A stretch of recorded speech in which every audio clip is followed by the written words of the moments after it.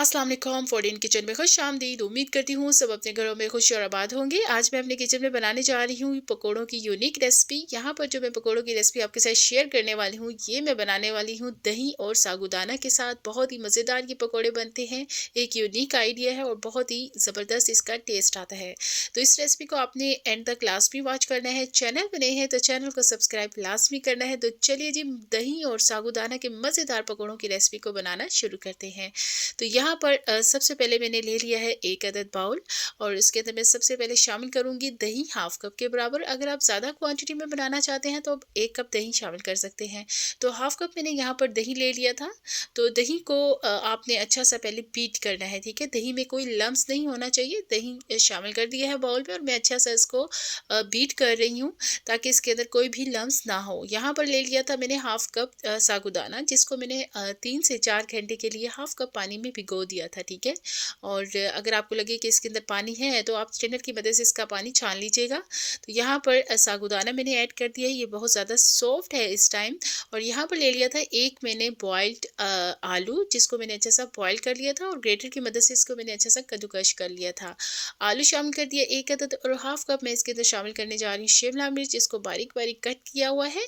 और 3 से 4 table spoon यहाँ पर है मेरे पास प्याज, ठीक है। इसको भी मैंने बारीक बारीक कट किया हुआ है। 4 टेबलस्पून मेरे पास है फ्रेश धनिया, इसको भी मैंने बारीक बारीक कट किया है। तो यहाँ पर ले लिया है मैंने 1 टेबलस्पून सब्ज़ मिर्चें, जिनको मैंने रफली कट किया हुआ है। ये है ज़ीरा हाफ टी स्पून, हाथों की मदद से थोड़ा सा क्रश करके मैं इसके अंदर शामिल कर दूंगी। भुना हुआ ज़ीरा है ये मेरे पास। और ये है क्रश्ड धनिया, भुना हुआ क्रश्ड धनिया है। और ये है नमक 1 टीस्पून। और अब मैं इसके अंदर शामिल करने जा रही हूँ 1 टीस्पून लाल कुटी हुई मिर्च। बस यही स्पाइसेस हैं और वेजिटेबल्स हैं जो कि इसके अंदर शामिल होंगी। और इसको क्या करेंगे, अच्छा सा मिक्स कर लेंगे। और मिक्स करने के लिए, इसकी बाइंडिंग के लिए आप मैदा भी यूज़ कर सकते हैं, बेसन भी यूज़ कर सकते हैं, या फिर चावलों का आटा भी यूज़ कर सकते हैं। तो यहाँ पर मैं बेसन इसका इस्तेमाल करने जा रही हूँ। पहले इसको मैं अच्छे से मिक्स कर लूँगी। अच्छे से जैसे ये मिक्स हो जाएगा तो मैं इसके अंदर शामिल करूँगी 2 टेबलस्पून बेसन, ठीक है। ज़्यादा बेसन इसके अंदर ऐड नहीं करेंगे। इसकी सिर्फ हमने बाइंडिंग के लिए इस्तेमाल करना है बेसन। अगर आप चावलों का आटा है तो आप वो भी शामिल कर सकते हैं इसके अंदर। तो बेसन ऐड कर दिया है मैंने और बेसन ऐड करने के बाद इसको मैं अच्छा सा मिक्स कर रही हूँ। मिक्स करने के बाद इसको 5 मिनट का रेस्ट देंगे। और क्योंकि हमने इसके अंदर दही शामिल किया है ताकि वो अच्छे से इसके साथ तमाम चीज़ें ऑब्जर्व हो सकें। तो यहाँ पर इसको मैंने मिक्स कर लिया है, रेस्ट दे दिया था 5 मिनट का। फिर हम इसको करेंगे फ्राई। यहाँ पर एक साइड पे मैंने ले लिया है ऑयल और ऑयल को अच्छा सा मैंने कर लिया है गरम। और चम्मच की मदद से मैं इसके अंदर छोटे छोटे बाउल बनाकर इसके शामिल करती रहूँगी। ये देखिए।